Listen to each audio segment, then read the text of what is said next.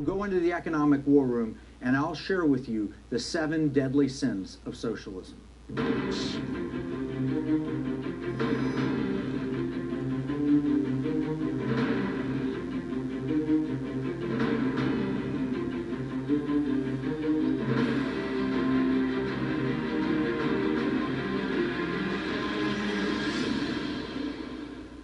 Welcome to the economic war room. Today we're talking about the 7 deadly sins of socialism, and we're going to cover sins 1, 2, and 3 today. You may have read in the news, Gallup poll was just released. It says Democrats are more positive about socialism than capitalism. For the first time in Gallup's measurement over the past decade, Democrats have a more positive image of socialism than they do of capitalism. Are they right or are they wrong? Young people certainly prefer socialism. In fact, a majority of millennials have said, according to a recent poll, that they would rather live in a socialist country than the United States. 58% of the up-and-coming generation opted for one of any system, which includes socialist, communist, or fascist, as opposed to 42% said they're in favor of capitalism. Capitalism's getting a bad reputation, but is it deserved? Why are young people so interested in socialism? We had the opportunity to ask Alice Linehan, who's an expert on education, to get her opinions. So what changed? What are the tactics that those that want to control the next generation of American children or citizens doing?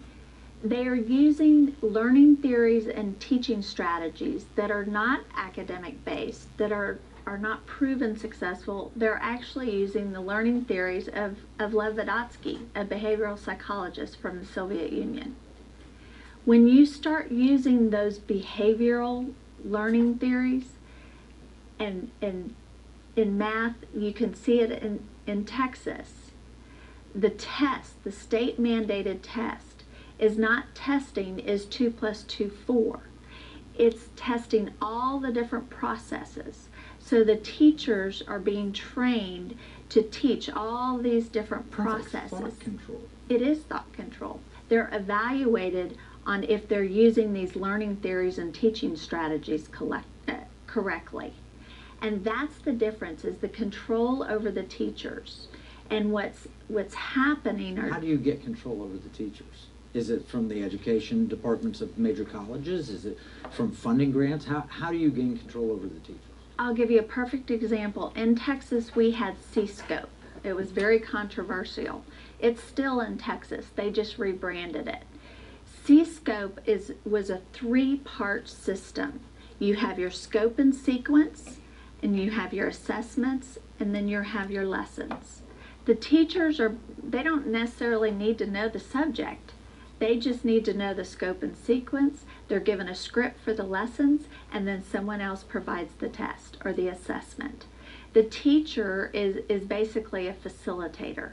That system, it was a system of control, and that's what's happening now. I was told that C-Scope was actually put in place to get rid of veteran teachers. And this has been a systematic push. So the educators are as indoctrinated as the students are going to be under their indoctrination. Yes. Which I ask the question, how in the world can you get young people to embrace the failure of socialism? And what the answer I hear you telling me is that you don't teach history, because history tells 100 million people died under communism in the last century. And you don't teach math, because it just doesn't work. One of the most influential men in our American public education system was John Dewey, best known as the father of modern education.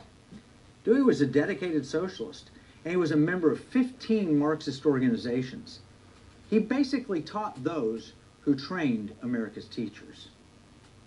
Even recently, the National Education Association honored Dewey for his contributions to education and said, "We stand for socializing the individual." No wonder young people like it. It's what they're being taught. So we have Bernie Sanders, a 70-plus individual running for president, and he's got all these young people at his rallies voting for him. And we also have Alexandria Ocasio-Cortez. They're all pushing this new democratic socialism. It's a great debate. But I want you to understand something. This isn't a debate between left and right or capitalism and socialism. The real truth is this is a debate between collectivism and individualism. A lot of people get caught up in the terms socialist, communist, democratic socialist. Karl Marx used socialist and communist mostly interchangeably. Vladimir Lenin, Marx's chief disciple that created the USSR and turned Russia communist, he said socialism's value is it leads people to communism. Sometimes we hear about differences between Nazis and communists, but have you ever thought that Nazi stands for National Socialist? That's where the term Nazi comes from. Some people call Nazis fascists, and they call anti-fascists, but the reality is they're all collectivists. They all want control. The anti-fascists may rally, and it's kind of like the big fights that took place in Germany between the black shirts and the brown shirts. This has been a debate that's going on for a long time, but these are people who on both sides want to control your life. They are not individualists. They don't believe in individual liberty. And this is nothing new. The word fascist even comes from an Italian word, which means it's a bundle of sticks bound together. All of these, fascism, Nazism, communism, socialism, they all represent collectivism in various forms. Even the USSR, which is the great union of Soviet socialist republics, they're socialists. So there's sometimes national socialists, which would be the Nazis, and then there's global socialists, maybe we could call them the Glazis, but they're the communists really. What they have in common is they prefer the community and the collective over the individual. They simply disagree on who should be in charge. Even the so-called crony capitalist isn't really a freedom-loving individual. They all have direct links to socialism. He just wants control. It really is about liberty versus control. And so if you look at this continuum, the left to right scale would have the controlling nations, Iran, North Korea, Cuba, China, Russia, South Africa on one side, and the freedom-loving nations, United Kingdom, United States, Hong Kong, Singapore on the right side. And that's the important thing you need to understand. This isn't about fairness or compassion. This is a huge debate. Now, the latest rage we talk about is democratic socialism. It's also known as socialism light. I think Alexandria Ocasio-Cortez said, this is not your grandfather's socialism. And they're trying to distinguish between, dictatorial controlling societies and one that offers great stuff like free health care, free college, universal basic income that's guaranteed. I mean, who doesn't want free stuff? Here's the truth. In America, we already have a partly socialist system. Social Security, Medicare, Medicaid, Amtrak, public education, these are all socialist ideas, and we've adopted them in America through the democratic process. But that is not what democratic socialists really want. They go further. They say they want bread and roses. What they really want is collectivist control. Now, what happens when you adopt democratic socialism? Well, it's voluntary. We voted for it. But there's always a catch, and the involuntary part is in regard to funding. Ask a democratic socialist who's going to pay for all the great new benefits. The answer is always the same. It's the government, or the rich, or higher taxes. This is where sometimes it gets humorous, because those who are advocating for social benefits actually have no idea about who's going to pay for them. Unfortunately, in this instance, democratic socialism is not so voluntary. We have a voluntary opportunity to be generous right now. You can do it right now. When you get your paycheck, you can take your money and you can give it to the government. You can give it to the homeless shelter. You can give it to the women's clinic. You can give it anywhere you want to. You have a choice. And that's what liberty allows. It gives you the choice. But that's not how democratic socialism works. Voluntary contributions aren't a part of the idea. The idea is we will take from the rich and pay for these things. The problem is eventually the rich becomes you. Karl Marx said, from each according to his abilities, to each according to his needs. Sounds good, doesn't it? And in fact, it is good. Socialism does work. Write it down. Kevin Freeman says socialism does work, but there's 4 criteria. Number 1, it has to be voluntary to work, and voluntary at the individual level. Number 2, it needs to be successful only in small groups. Number 3, it needs to be people who are committed to one another. And number 4, for a limited time. So let me give you an example. Socialism works in a family. It's voluntary. At least the parents have chosen to have children and they've chosen to be married and hold together as a family. It's a small group. The people are committed to one another. And it lasts for a limited time. And in fact, if it goes on too long, the parents may be wondering why these kids don't get out of the house. Families are an example of successful socialism. But there are 7 deadly sins when socialism doesn't meet those 4 criteria. When we draw on history, on natural law, on the realities of economics, we can dig out the real truth about socialism. Now, what I'm about to share is not politically correct. It might get me banned on social media. If America falls to the socialists, these programs that I'm sharing now will be used at my trial. But there are 7 deadly sins about socialism that you must know, and you need to share these with any voter, especially young people. So let's start. Sin number 1. The first sin of socialism is that its essence is controlled. You know, all of life teaches us that incentives work. The big question is, who sets the incentive? From the moment babies are born, there's an understanding of incentives. There's a cry for food. That's mine. Dogs learn tricks from a reward system. Incentives are built into the DNA of life. And when you remove the natural market incentives to work, you have to impose artificial incentives. In the case of socialism, you have to mandate the people work. And in fact, in the Soviet Constitution, it says, if any man shall not work, neither shall he eat. Now that's a biblical truth. In fact, you look in the Bible, in Proverbs chapter 6, it says, hey, look at the ant. Consider his ways and be wise. It has no commander, no overseer, no ruler, yet it stores its provision in summer and gathers its food in harvest. How long will you lie there, you sluggard? When will you get up from your sleep? A little sleep, a little slumber, a little folding of the hands to rest, and poverty comes on you like a thief, and scarcity like an armed man. That's just a truth of life. The problem is, under socialism, you have to violate that truth. You don't work so that you feed yourself. You don't get up so that you provide for your family. You get up so you provide for the entire community. You have no real incentive as an individual. So we have to control you. We have to demand that you work. G.K. Chesterton once said, when you break the big laws, you don't get liberty. You don't even get anarchy. You get the small laws.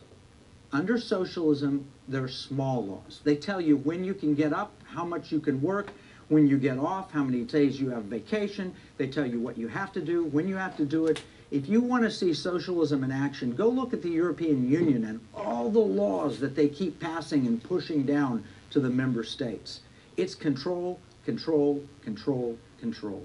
And that's the sin. That's sin number 1. If you have socialism, you have to mandate that people work. It's not voluntary, it's mandatory. And as it progresses, the mandates get broader and stricter. And you have to have a group of people that determines those mandates.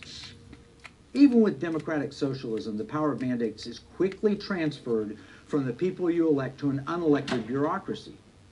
We see this in the European Union because work rules for Liverpool are crafted in Brussels by people who don't even speak their language and may never have even visited their city. Socialism concentrates power, and the power inevitably corrupts. Even when it starts on a voluntary basis, it always ends in control. We saw that in Venezuela. Hugo Chavez was popularly elected in 1998, but his hand-picked successor, Nicolas Maduro, shut down the People's Congress.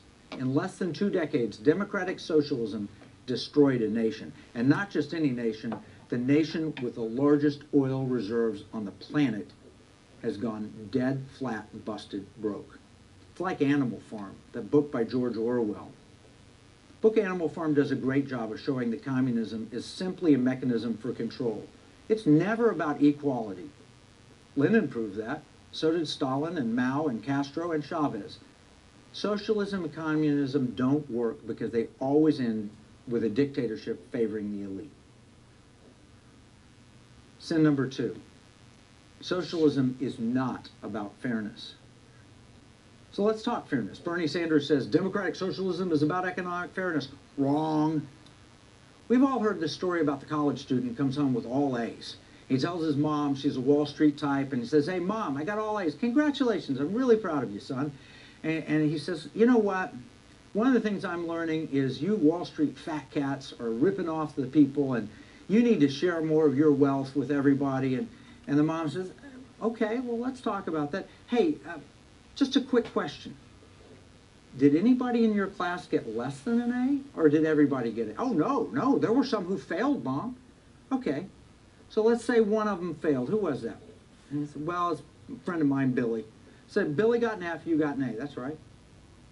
"Okay, why don't we just be a little socialist here? Why don't we take some of your A and we'll share it with Billy and his F, and you both can average and get a C." "Hey, Mom, that wouldn't be fair." Exactly. Socialism is not about fairness. It's not fair when somebody works hard and doesn't get to keep what they've earned. It's not fair when somebody who doesn't work is able to take from them. Socialism is not fairness because of sin number 3. Socialism is inherently theft. By definition, if you're in a socialist society, your work output you don't own. It's owned by others. It's owned by the collective. So we had Lieutenant Colonel Alan West in the war room recently, and I asked him, I said, "What do you think about socialism?" Listen to what he had to say. Ben Shapiro says, if people say socialism, I like socialism because it's more fair. It's more fair. And Ben Shapiro will say, socialism is economic slavery. It is economic enslavement instead of economic empowerment. And again, I remember, I was talking to some high school kids, and it was high school football season back down in South Florida. And they asked me to kind of, explain socialism. I said, okay, this is what socialism is. I said, who's your biggest rival in high school football? They said, North Briar Prep. I said, okay, you guys are playing North Briar Prep. First half, you're up 28-7. You go into the locker room during halftime, but then when you come back out, you look up at the scoreboard and it says 21-14. And you ask yourselves, what the heck happened? I mean, did the scoreboard break? Well, then the coach gets you over on the sideline, and then he explains it to all your parents and your fans.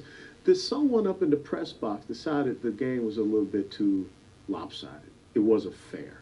So they took a touchdown away from you guys, and they gave it over to North Briar Prep. So now the game is a little bit closer. It's 21-14. You'll start out the next half. And because people want to have a little bit more fairness. And those young people said, oh, we don't like that. They said, that's not right. And I said, why is it not right? They said, because we earned those 4 touchdowns. Immoral. Yeah, we earned those 4 touchdowns. But you know what was interesting, Kevin? I asked them, so what happens in the second half? And you know what they said? We don't know if we should score because someone may decide to take it away from us. Wow. And that's what happens in a society where you punish the producers. Why should I go out and work hard and produce when I know that someone in the press box is going to take it away from me? Yeah. Yeah, and that's why it's economic enslavement. It is. Because when an individual says, my labor, the produce of my labor, doesn't belong to me, it belongs to all of society.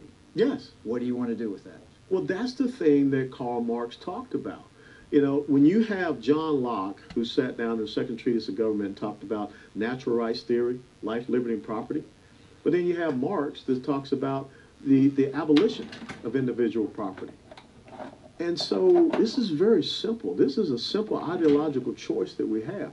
Either you believe in this individual ability to go out and have life, liberty, and property, which Thomas Jefferson changed to pursuit of happiness, or you believe that the government is supreme. The government controls the schools, the government controls your life, the government controls your attainment of property, everything. From this viewpoint, socialism is inherently immoral because nothing you work for is yours. It all belongs to someone else. The Bible says, don't muzzle the oxen when they're treading out the grain. It also says the laborer deserves his wages. If you work for something, it's only fair and right that you get to keep it. If someone takes it from you, it's theft. In other words, people should own their own labor. Of course, democratic socialists will be very careful to claim that these arguments are partisan rhetoric. They don't want your property, they'll say, But listen carefully, because they do want to take your property. They start off by saying, well, we're just going to take the property of the top 1%. But when that's not enough, it quickly becomes the 10%. And then it's the 25%. By the way, in America, it only takes about $130,000 in household income to be in the top 10%, according to IRS figures. So if your family's earning $130,000 or more, you are the top 10%. Did you know that when the income tax was first put in place, income tax was only intended for the top 1% of American incomes? So the top 1% of earners paid a tax rate of 1%. Well, that's all it's going to be. It's never going to affect you. It's just for the wealthy. In 5 years, the top tax rate was over 76%. And by the 1940s, the majority of Americans paid taxes, and the top tax rate was over 90%. Once the socialists get their hands in the till, they get greedy, and they never stop. Now, by contrast, incentives work. Private property rights make an enormous difference in the success or failure of a society. Because if you own your own property, you actually take care of it. You work it. You want to receive returns from it. This is a lesson of humanity, and it's not a lesson we learned 500 years ago or 300 years ago. The book, The Wealth of Nations, was written in 1776 by Adam Smith, about the time this country got started. That book opened up a reality that free market incentives work, private property works, and what we have seen is an incredible decline in human poverty around the world as free market principles have been adopted. We had Rod Martin in the Economic War Room, and he talked about this unbelievable prosperity that's been unleashed when free market capitalism is applied. This is the decline of extreme poverty. Now, we all think, oh, there are all these parts of the world where people are living on $1 a day, and that's true. But here's what you probably don't know. Around the time capitalism got going, so around the beginning of the 1800s, 94% of humanity lived on less than $1 a day. 6% of humanity lived a little bit better.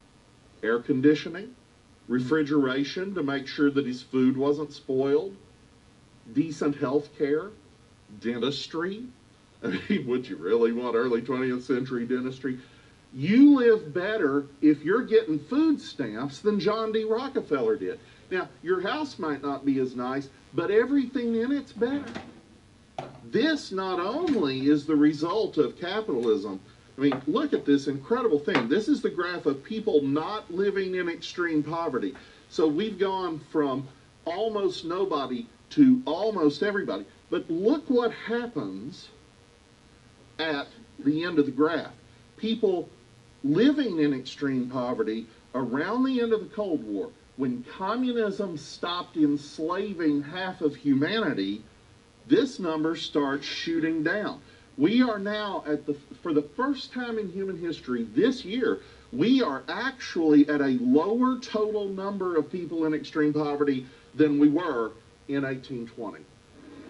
Well, we've been talking about how the greater the liberty, the greater the prosperity. But remember what I said when I started the program?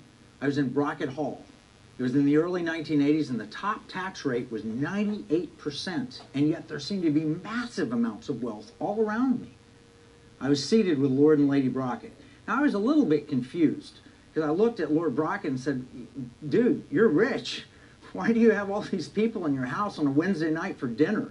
You know, I was blessed to be at his table, but there are 150 people sitting out there all in his house, and I was like, what? So I asked him.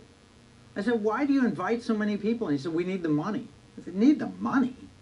You've got art on your walls that's worth millions of dollars. You get a helicopter pad. You've got Rolls Royces. I mean, that Rolls Royce, why don't you just sell that?